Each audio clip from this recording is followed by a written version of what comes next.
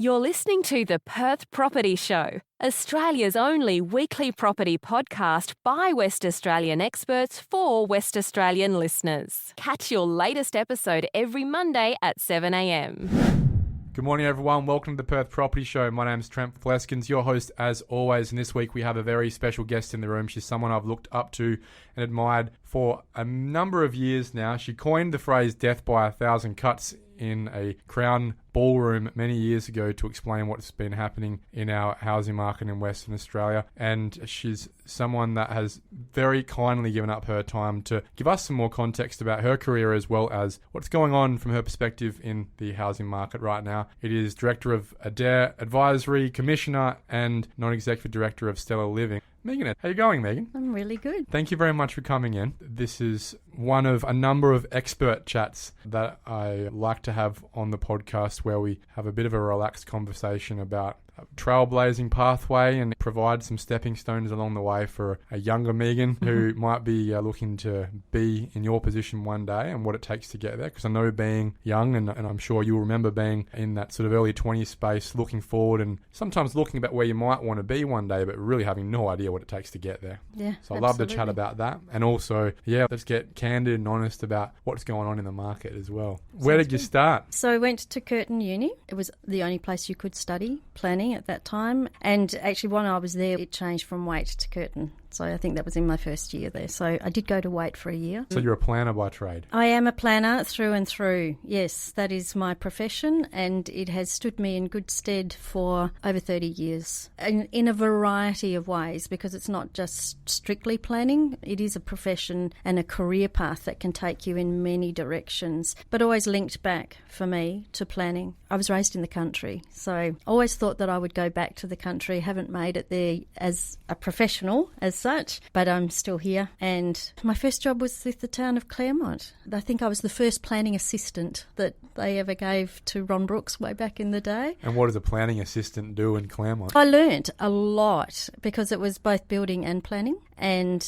you go in raw. I realised very quickly that what I'd learnt in uni I could just put in a box in the garage and never look at again. I think we all learned that, don't we?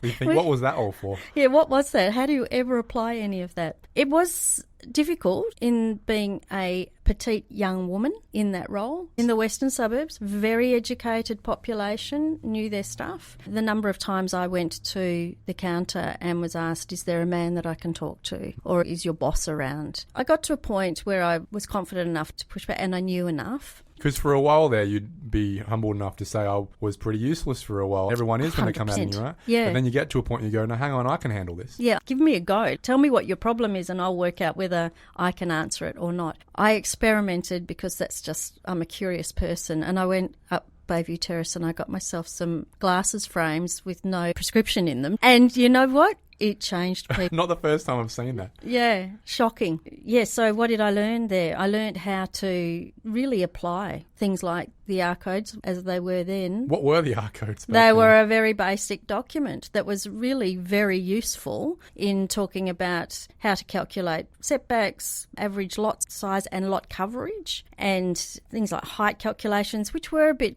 complex. I remember showing my age, going into the Department of Lands, which was in the state buildings, and getting plans, maps. So you could have a look at the datum lines for the river, etc. Unscrolling these maps. Yeah. And can I ask right off the bat, have the R codes improved since then? They've changed. I think that they're quite difficult to navigate now. They don't know what they want to be. It's a cumbersome document now. It is, and I feel for people, the residents, the community, the ones that are actually trying to raise a voice against some of these developments, because they're reading these documents and trying to interpret them, and they're hard for professionals to interpret, and they're very open to a good argument. A very good advocate can get things through. There's a whole industry these days, planning lawyers who make a living on interpreting these codes. The bigger the book, the more to argue about. Yes, I have a daughter that is in that profession now. There you go. Yeah. How long did you spend there and what was the next step? I was there for a few years. Didn't really know career projection I guess it's a small office, right? So probably not a lot of growth opportunities unless the person above you kicks the can. That's right, and Ron wasn't going anywhere. So I moved from there to City of Wanneroo, which was before Wanneroo Canberra and Joondalup were split. So that would have been a growth market back then, like it is today, really. Yeah, big. I went there as a stat planner. So that was very much then my introduction to greenfields and urban sprawl, really. So what land developments were coming out in the city of Wanneroo back then?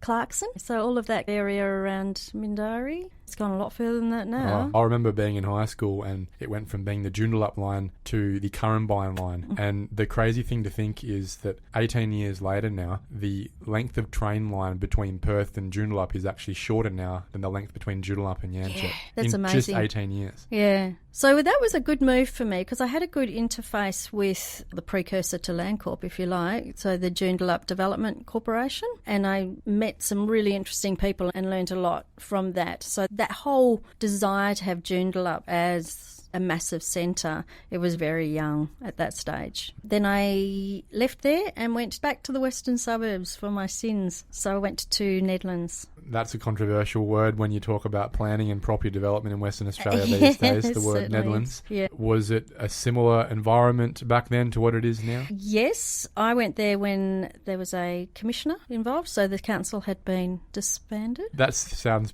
pretty relevant to today, to be honest. Yeah, I think it happened more regularly. It seemed to happen, some would say more appropriately then than it does now. Yeah, wow. And give some great context that sometimes things just don't change in True. areas. But I guess in a place like Nedlands where property had been developed since 1910, I remember the Cersei Circle freshwater estate area was being developed by Pete in 1910. Most of the city of Nedlands had probably already been developed by then. What sort of applications are you approving at the time? DAs. Houses being built.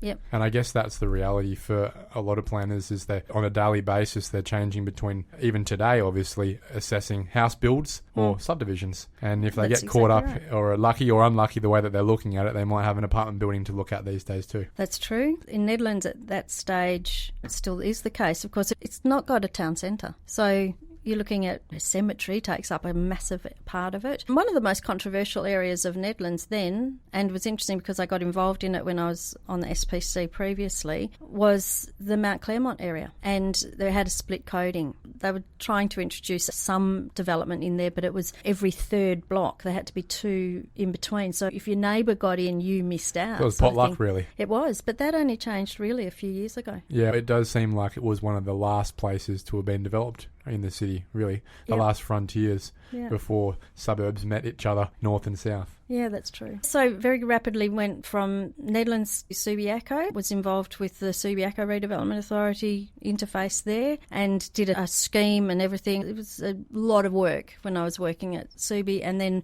from there went to the department. Now the department, I was only there about 9 months. It was the longest pregnancy I've had, and was then taken into Midland Redevelopment Authority. There's a theme here of really being on the edge and attracting yourself to, I guess, the most exciting parts of development in our metro area at the time. Yeah, and Midland was fantastic. Were you chasing this, or you just end up in these places? I was asked to apply for that. Yep. Here's a nice anecdote. I applied for it. The guy who was my predecessor had been there for 12 months, seconded, had no interest in the job, and was always upfront that he didn't want to be there any longer than 12 months.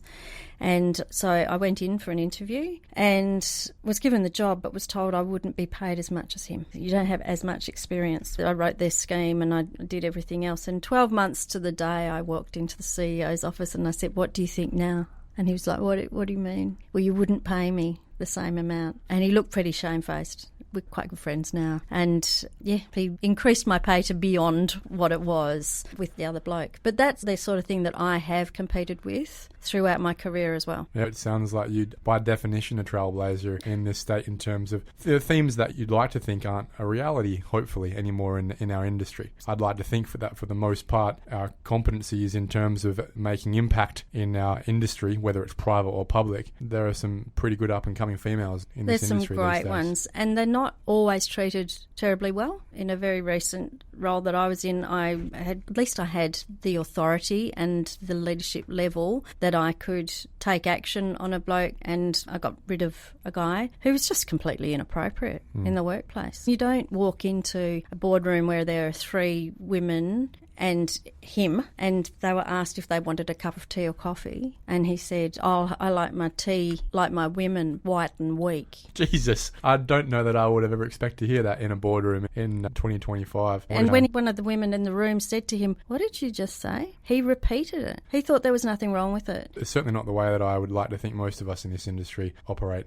And to be frank, it's a pretty idiotic thing to be saying. It's not going to get you very far, is it? No, it takes a certain type. He wasn't a young man, and he was set in his ways. There was no way he was changing. So the performance management was really quick and easy. I guess it leads to the reality that for the most part, or especially in our development space, which I think is probably the last space in our industry, it has been a bit of a boys' club. It's where obviously the money comes from old money for the most part. Yes. And it's only now we're starting to see development managers, senior development managers, people like Paige Walker at 5'8", getting opportunities to run some of these companies. 100%. And I do believe that it's taken a lot, and a lot of women, including me, over the years to just keep pushing for that sort of thing. It is that classic thing, male-female response. When asked, how do you feel about this, could you do that? Women will give the honest answer and go, oh, I've never done that before, I'm not sure, but I could give it a go. And men will just go, yeah, no problem, knowing they've never done it. Fake it till you make it. And they get the promotions. Yeah, I've definitely seen that myself as well. Yeah. You mentioned Subiaco redevelopment before. Was that specifically talking to the sinking of the train station? Yes. Would you look at that in hindsight and suggest that was an underdeveloped part of our I think everybody would. Yeah. And the original vision for it was to be higher. What happened? Classic Perth. What happened to the bell tower? We halve everything to make people feel more comfortable. Yeah, it's a shame that I guess in one way you want local community consultation to feel heard and to make a positive impact. But at the same time, it also does open up for a committee where nothing ever gets progressed and we end up finding a mediated outcome. And the issue when you think about built form in that space is that a middle ground in built form is one we often regret in 20, 30 years' time. Yeah, that's definitely a half-baked development. And I know that the Blackburn development in Subiaco has its critics and others that absolutely love it. But that's possibly where it should have been. Unfortunately, it's going to take a long time to redevelop around that train station. Oh, who knows if it would ever be able to, be frank, given the value in the first place. But what we can say about the Paul Blackburn development and not the John Blackburn development being the initial one is that we know that buildings like this can be a catalyst for gentrification. We know that prior to the development of One Subiaco was dead. Leaseholds were empty. No one really wanted to be around there because nothing was happening since Subiaco Oval left. And it took bravery at a time when it was dead from someone like Paul to be able to put some serious money down, and he has changed for the better forever. Yeah. And you'd like to think that there are more opportunities like that coming with the state government's redevelopment around Kitchener and Subiaco Oval, that it can continue to bring more diversity, more density and more options for housing choice in an area that we know is getting more and more expensive and pushing out more and more young and older people from living in the area. 100%. When we move through your CV, we start to see you take on non-executive roles and board roles. What's the point of spending your time in these spaces? What are you trying to achieve at the end of the day, moving into advisory spaces when you could be still on the ground developing things? Okay, if we start with the DAPS. So I was one of the original presiding members that was appointed to the DAPS and I got the western suburbs. I did that because I wanted to give back. I wanted to see some change. I was very much behind the premise of why the DAPs were brought in. I thought I'd been in local government. I had seen small p politics have some very poor outcomes and really felt strongly that it was important that you had some objectivity in the decisions that were being made. And I feel that I did make a difference there. I certainly, once I left that area, I had residents that I'd see occasionally afterwards, even in the street, and they understood the decisions that were made, which was good. So I feel like I made a difference there. From there, I was invited to be on the Statutory Planning Committee a year later. So I spent 10 years on the DAPS and 9 on the SPC. What sort of applications are you assessing at that level? Well, everything statutory, same as now. So you've got things from schemes right through to, you do see some policy work, but that's more the commission, or the subdivision, everything that can't be delegated. Big stuff. Big stuff, yeah. Important, really important. And I guess the theme you're providing here is, I guess, starting to move into leadership and guidance. Yes. Starting to shape the framework rather than play the game. That's exactly right. And I think one of the things that I I hope others would feel the same way, that I feel I do well in the meeting space like that, is to sometimes ask the questions, you know the answer, but you need to have it verbalised. You need everyone in the room to hear the answer so that they understand the context better. Because a written report, and it's an issue that goes on across the spectrum for planning particularly, is that there's so much work that's already been done that they forget to be objective in that report writing. They're so deep into it in the first place. They are. They come across as these clinical, sterile pathways to approval. And it's not that simple. And planning is a dark art, no black and white about it. I think it's a bit like refereeing. I used to referee soccer, and even if you had a good day, half of the players on the pitch weren't happy with you. Yes, that's a good day. And if you had a bad day, everyone wasn't happy with you. And I think when you're in that planning space, or at least in the decisioning space, it's rare that you have everyone stand up and applaud you for your decisions. It takes some leadership and some bravery to be on those panels and those boards, knowing that at some point in time, whether it's an approval or a refusal, unless it's totally unanimous within the community that it needs to happen. You see even things like the children's hospice, for example. You'd like to think that 95% or 99% of the population would be like, yes, great idea. You still have people that aren't happy with you over something that you would have thought, as a planning leader, this is the sort of thing where you can all just hang our hats on and go, this is great, isn't it? We can do this together. Yeah, absolutely. What a strange situation to be in, but I guess that is leadership. It's lonely at the top. It is. The other thing that I bring to all of these kind of roles is that I have worked in local government, state government, redevelopment authorities and the private sector. I'm one of the few. So I understand, and certainly in mediation situations for me particularly, and I enjoy mediation, so I like to get a good outcome. I was never afraid to have a look at the economic implications and that side of it. And no, it's a very real element for developers. You can't just keep things dragging out or just saying no. And I know I've got my critics. I was one of the ones that said no to Finbar in South Perth. But that was not because of the design or anything like that. When you've got a planning application that had as many conditions on it as that one did, and that had identified the number of issues that still needed to be resolved, like water and traffic, I just seriously felt those should be resolved before you're making a decision to say, yes, this will actually work. You need to know that it's going to work. So do your homework. Do your homework. And I guess that's the tough thing when you're putting an application in that can be quite complex. There's so many referral agencies these days, isn't there? There's always someone who's got an issue, and we're not talking about the community here. We're talking about all the departments, the government departments, fire, water, environment,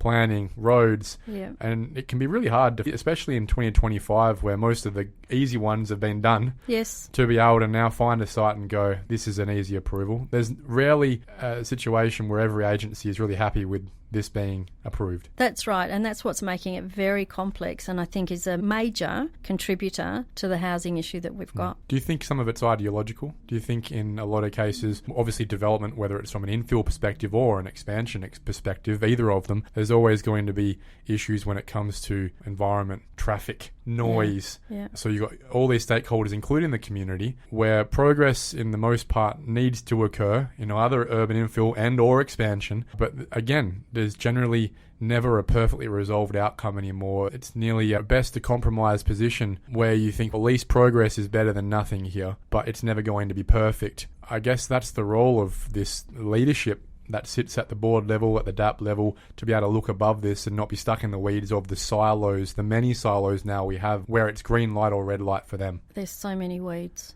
This is exactly where the death by 1,000 cuts comes from, because you've got that many players that you are trying to please, and you cannot please them all. I do feel that there's layers as well, and a hierarchical layer system in it, and everyone feels that they're at the top of it. So what my point is that I'm so important that this has to be resolved before we can do any of the stuff that you're worried about, and each of them feel that way. So is it a compromised outcome? Is it that we end up, we're going to get there, so let's just get on with it? I don't know. And is that a good outcome? That's the point of the commission, to be able to make those decisions, right? Because someone has to, otherwise no decisions get made anymore. That's right. So the interesting part about being on the commission is that we do have to look at the bigger picture. So we are part of government, a very important role the Commission plays, but our decisions do have roll-on effects. So it does have an effect on the ability to provide water and power. They're two elements that are serious players in the ability to actually have people living in some of these places, whether it's infill or on the outskirts. Well, the basic needs, and to be frank, they've been highly criticised over the last 5 years, ever since COVID, and some could say before that, for not being up to scratch and keeping up with the immigration that we've had, and therefore the housing demand that we continue to have. I'm speculating here because I don't know it as a fact, but it does come across as they were very comfortable doing what they were doing, and they didn't take the responsibility seriously of having to start strategic planning. Some of them still haven't. So they're not planning ahead. In a time when we certainly need to be. The immigration we've had over the last 5 years, 1 year is more than the 5 years before COVID, let alone 5 years of it now. So if we're in a time where market failure has led us to a 90% of housing supply coming from urban expansion, then absolutely this is the most critical time that planning needs to be occurring. And not only planning, but execution needs to be occurring at a infrastructure level. Things like water, things like power, things like schools and hospitals and all those sort of things. But certainly there's an example right now where there's over 1,000 lots in Henley Brook being built, and there is still no sewer connect to a wastewater treatment plant, which is holding up the clearance of ready-to-develop blocks. Now, you would have thought we'd be a little more coordinated as a state and have a little bit more leadership above these agency levels to say, hey, these are the overall demands we have and the overall requirements we have. Can we make sure we're all doing our job on time, please? Yeah, it does raise questions, absolutely. So what people talk about the machinery of government, what is that? What do they actually do? What do all these directors general do and talk about? I'm sure it's really important. I'm sure they actually achieve a lot. It's not very transparent. So I know that Paul Lakey is chairing the infrastructure committee, a really important role, and thank goodness he's there because he's the right one to kick a few tyres and say that's not acceptable and that time frame's not okay. And you do need to start looking at planning ahead. Okay, as much as we're a very young country and we're very immature in our ways in many regards, I agree with you. What's going on? How is it that we've got to this point that we can't coordinate outcomes? We all know what one another's doing. I think at the end of the day that there are so many voices at the table now, which is why there needs to be a state referral unit, for example, simply just to get these voices to talk to each other and compromise with each other so that applications are able to be approved and then moved on to execution. Don't you think that's the beautiful irony of the fact that you've got a brand new commission, squeaky clean, completely different composition from what it was, which was all of the Directors General, that was what it was set up to do, meant to coordinate all of this stuff. I'll leave that for people higher than my pay grade to have those discussions. But it is becoming obvious, I think, to the development industry that leadership is very much critical and required at this level. If we are no longer in a situation where we're oversupplied in housing or we are adequately supplied, there are so many levers that need to be pulled, to reference John Kerry, both in the state housing space in terms of looking after the less fortunate of us in the housing continuum, but also just the general goings on of business day to day to make sure that we are building enough houses and that the percentage of houses that are being built is somewhere near our goal of 47% infill. And we know that we are failing dismally at that right now. So I guess the point of these higher up approval pathways, which is removed a bit from the community, is quite jading to a lot of people at a community level, but also quite necessary unless we want house prices to continue to rise and the next generation of people to continue to not be able to afford something that we nearly took for granted only 15 years ago. If you could look back in time over your career at some critical juncture points, is there anything that you would suggest our industry could have been better at, could have taken a more brave leap? It's an interesting question because I think that very cyclical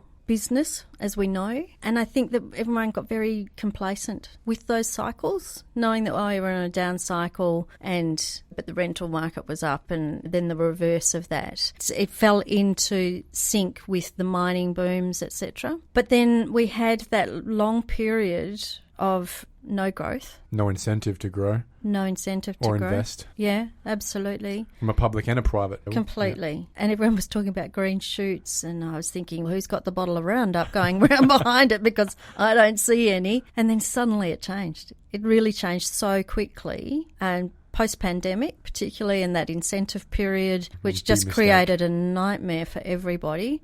Great intentions, not always well implemented. And then, of course, we've landed where we are. We're in sync with the rental and the property market. It's never been seen before. What could we do better? I don't know. I don't have the answer to that. It feels like we are a state of people in varying levels of competency and experience, but none of us having the experience that I wish we'd extrapolated from markets that are much more mature than ours to have some foresight and some bravery and just build that apartment building an extra 10 stories or provide that infrastructure before it's required. And you could say that has been done with Metronet, for example. It's a piece of infrastructure that's cost a fortune in today's dollars that no one's really using at the moment, but you'd like to think at some point we'll look back on and go, oh, it's nice it's there and everyone's using it now. Yeah. But at that time, it's probably when places like Henley Brook and Ellenbrook maybe have apartments, and who knows when that will be. You're a leader in this industry. You get to answer these questions with a level of brevity and authority. And what I want to ask you is, from an assessment level, how do you balance the requirements of heritage, environment, and progress? Those three things seem diametrically opposed most of the time. They just don't mix well together. But it seems like a lot of the applications that you'll assess on a daily basis, and probably more and more as you go forward, as they are the less attractive ones that we've left for decades now, and eventually it's all we've got left to do. Those are your factors, right? It's how do we develop something, provide housing for those people that just arrived in a place where we're probably having to knock down some trees, and we may be having to consider knocking down houses or buildings that are quite beautiful. Yeah, we certainly don't want to repeat getting rid of all of those beautiful heritage buildings down St George's Terrace. That was shocking. Oh my God. And that happened in the 60s, to be frank. It did. Yeah. But that was the philosophy. It's shiny and new. Look at us. No one valued those places. No one valued them, which is sad because places like Adelaide did. So if you go to Adelaide, it's beautiful. Maybe they didn't have quite the same impetus, but it was a very wealthy state. So heritage, it is a balance. I understand. Now you look along the heritage train lines and some of those town centres. I think that there's so much opportunity. You don't have to lose all of the character. Character isn't always just about the buildings either. Sometimes it is a bit about scale. Again, it's a complex thing. But just to say no because you don't want any change doesn't have to be a nasty boogeyman and doesn't have to be horrible. I think there's a real role for local government, especially the mayors now, to perhaps come together and work with their communities better and the state government to say we have to have infill. Otherwise, all our backyards are going to house behind house. Agree. Let's not have the state government come in and write our scheme for us. Let's us agree how it looks and where it is and how we meet these targets, and everybody get on board. And you may have caps of 6-storey. Maybe that's okay because you've got enough of it. Yes, like a Paris, for example. Paris is a great example. Barcelona's another one. And they made those brave decisions 250 years ago. Yeah. And we're still seeing 1- and 2-storey places in the middle of Fremantle, 2-storey properties. That's right. And is there opportunity for the local authorities to come together and with input from the state to perhaps do a trade-off? Like you've got someone, Council X, that's exceeding all of their targets, which is great, and no one's saying stop. But you've got others that possibly should be protected. I feel in some ways for areas of Nedlands, the garden city, all of that, it should be preserved. It's very beautiful. It was designed specifically. But if you're not going to do it, it's a bit like carbon offsets. What are you giving to Claremont who's overdoing it? That's a great point. Could there be a trade-off? Because do we have to have it everywhere? We need to start planning. So again, that's a broader state level leadership space. Absolutely. I know that there are many people at that state level who wouldn't have any local planning policies whatsoever. They'd just have one big Brisbane City Council, they would, for I think example. That gets talked about very regularly. And you look at a place like Brisbane City Council, for example, and that's one that clearly is far more progressive than the multitudes of councils we have. They use their river. It's not just for the wealthy. There are apartment buildings all along that river and everyone gets to enjoy it. There are cycle paths on top of the river. Ferries that go back and forth, obviously a slightly different makeup in the way that the river interacts with the city, but there are so many opportunities, I think, that we protect and use excuses like heritage and environment to really veil NIMBYism. And that's not just in the western suburbs as well. No. That's across Perth. And you think about environment as well. Very tough. Because it gets a motive. We do have climate issues. We've got heat island effects everywhere. And then you've got these pockets, the green lungs, all of these things, all the terms that people use all the time. And then you've got bushfire. And then the 1,000 cuts adds up really quickly. How do you balance it? We're asking you, Megan Adair. I think the job is genuinely to balance it, isn't it? Actually, because it is a balancing act. Yeah. And again, this comes back to coordination. So you've got to look at where services are put. If they're going to be in an area in road reserves that limit your ability to plant trees, because you've also got a dearth of crossovers, where do the trees go? And then we did go into a very dark spot, in my opinion, where site coverage was so covered on most new housing blocks that there was no room for trees. There was no room for a trampoline. There was no room for anything. That is the death of land development, isn't it? At the end of the day, it is the path of least resistance with regards to the cheapest form of new supply, and that is always the solution for the state government. But what I've found, unfortunately, and the best metaphor I can use, is it's like putting your child at the dinner table, putting the broccoli on the table and putting the ice cream there at the same time and saying time for dinner. They're always going to go to the ice cream first and say, oh, I'm a bit full for the broccoli, I can't eat it. That's the best way I can explain the development industry. It's always been the path of least resistance to solve the state's housing supply problems, to just open up the next Baldivis, the next Byford, the next Ellenbrook, places that if you look to any other part of the world, probably would never have gone that way. Certainly not in the time that they did. Exactly. And it's had massive flow-on effects with regards to traffic. The Kwinana Freeway is a failed freeway these days. You cannot get to 100 kilometres an hour for more than a kilometre until you get past Mandurah, really. Yeah, that's right. There are so many flow-on effects with it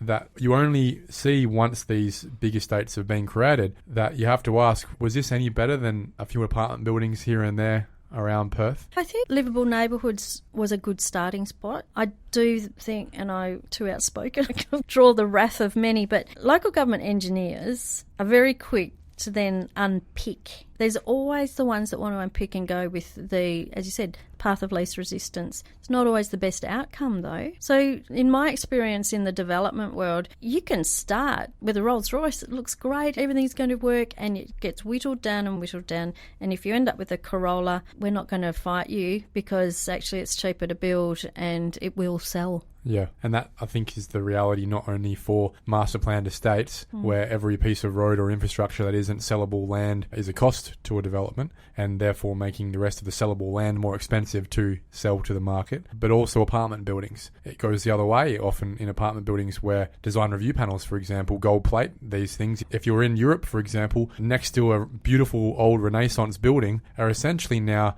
extremely energy efficient rice bubble boxes, and they've gone the opposite way of just being as efficient as possible to get housing out of the ground without any of the beauty. And we seem to be going in a direction where every apartment building needs to be a statement piece and a piece of art. Agreed. And it's making what should be the cheaper form of housing in Western Australia the most expensive form per square metre. We're at like $20,000 a square metre for an apartment in the western suburbs. That's untenable for most young people, let alone even downsizers. And when you look at places like Morley, Bayswater, they're not going to get apartments for quite a long time, but when they do, I wouldn't be surprised if those 3x1s or 2x2s are getting closer to $1 million than $500,000. And then you have to think, what young person could afford that? And why would they want to when they could just drive an extra 25 minutes out to Henley Brook and pay the same money for a 4x2? That's what we're faced with as an industry, and I think the design review space doesn't help in trying to provide what really should be basic need and the utility of a roof over our head. Agreed, and that is something that we are looking at the Commission, is about design review panels, because obviously there's operation statements and things like that about design review panels, and what we are looking at is trying to make it clearer that what actually should go to design review. It's not everything. Well, certainly not childcare centres.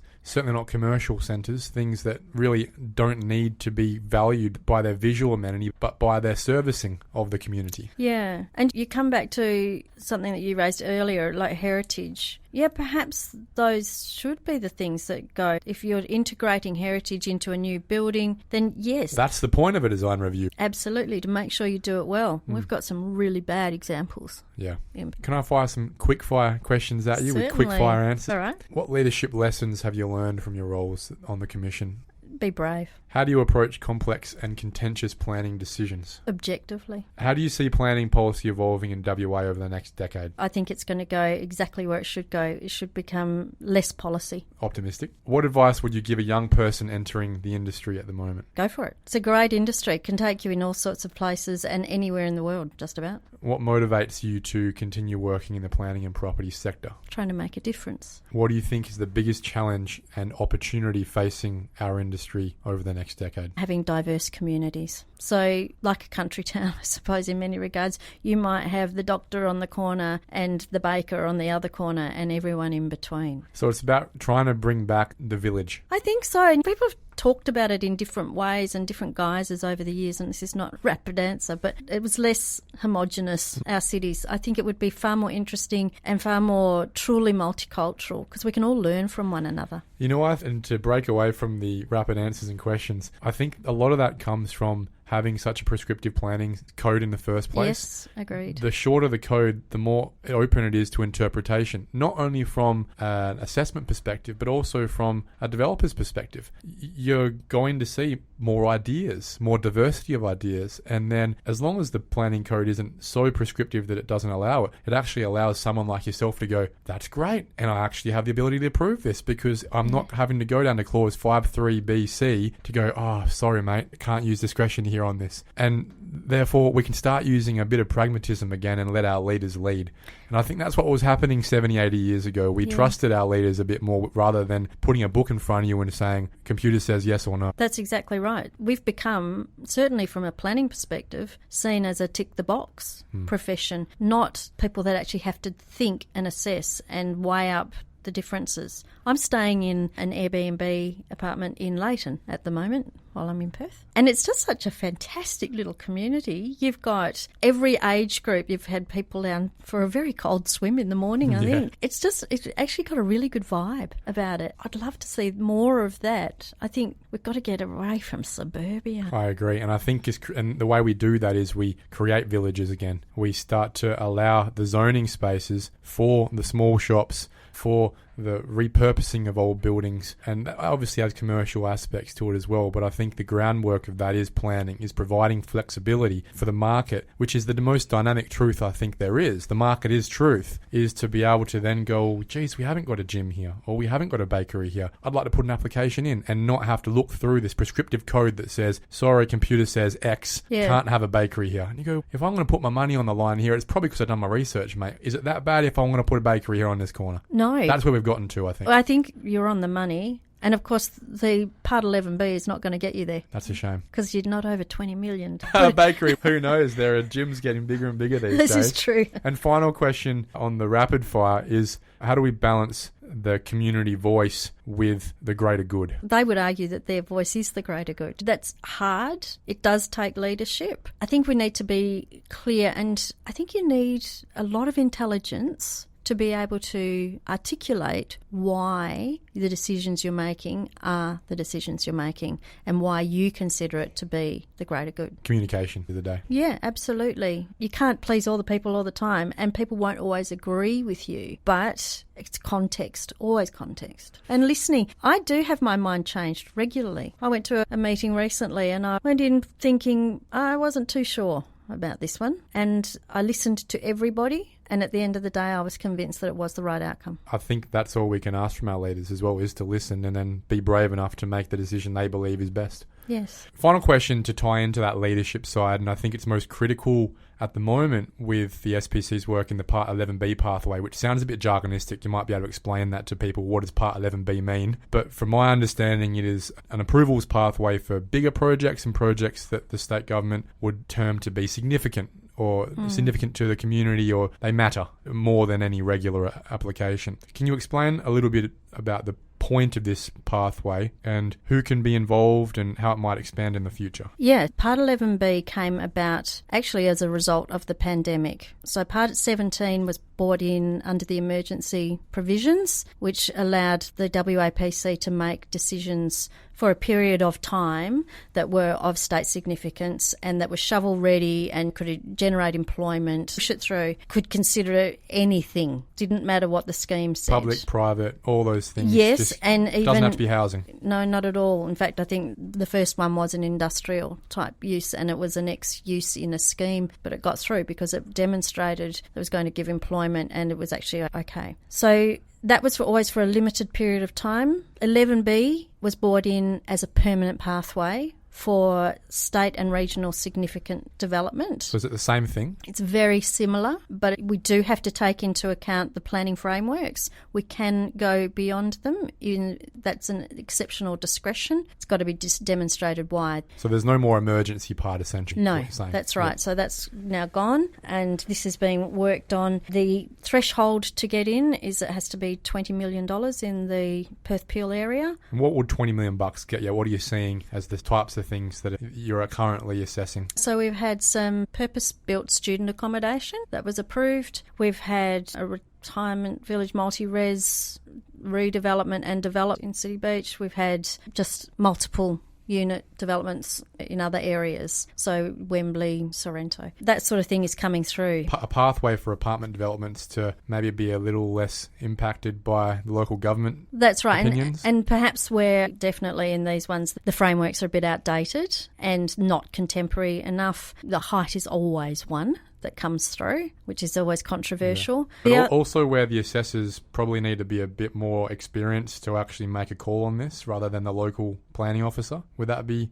relevant as well to say, hey, this is a big project, it's of significance, we need some big players here to actually give us their... Yeah, let's say you've got an apartment building you want to put through that does exceed something. You can go to the local authority, you can still choose to go to the DAP, or you can come down this pathway. This one is generally chosen if you've got something that does go beyond a scheme provision, something like height, and that's the easy answer to that question. So the DAs, some would question, should DAs be being considered at the state level? If they are of big importance, then yes, they should. Things that also, as you said, maybe don't fit the scheme, or there may not be a structure plan, just to allow for, hey, let's be pragmatic some about progress, this. Yeah, and for housing. Otherwise, we're waiting years for this stuff to get through that we know what the outcome's going to be anyway. That's correct. So one of the changes that's coming into 11B at the end of this month of May is actually a provision that will allow to disregard the $20 million, though it probably remains relevant, for us to consider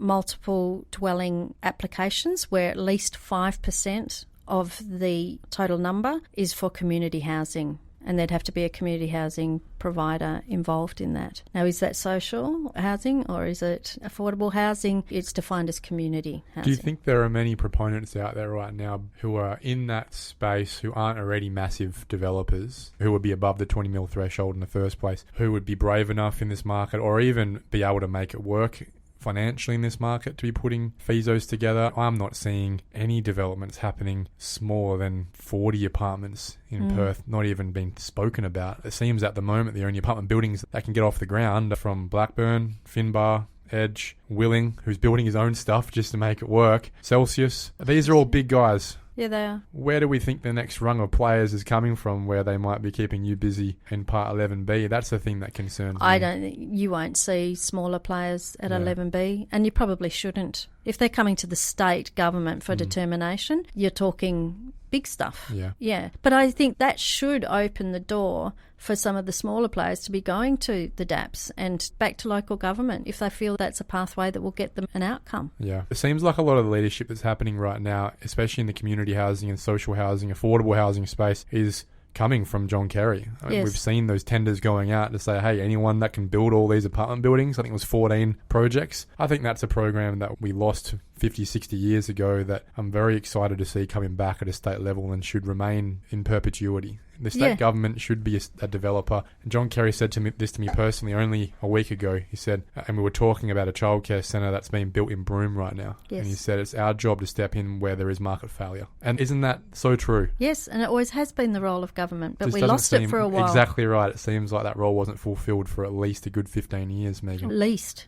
Yeah, probably longer than that. Yeah, so it's nice to see it back, but I think as we know, it's going to take, with anything in property, quite a few years before that balances out. In the meantime, your job remains ever exciting, ever dynamic and ever important, ever criticised and ever lauded and it's one that I have a lot of respect for. And given that, I'd like to say thank you very much for your time here today and sharing very candidly your thoughts on the market, your experience over the last few decades in this industry, but also your story so that younger people can look up to you and hopefully be you one day. Thank you very much. Cheers, Megan. Thanks. Thank you for listening to another episode of the Perth Property Show. If you've only just joined the conversation, you can catch up by heading over to our website, perthpropertyshow.com.au, subscribing to the podcast, or joining our Facebook page. Don't forget to tune in next Monday at 7 a.m. for more expert insights, local analysis, and suburb spotlights.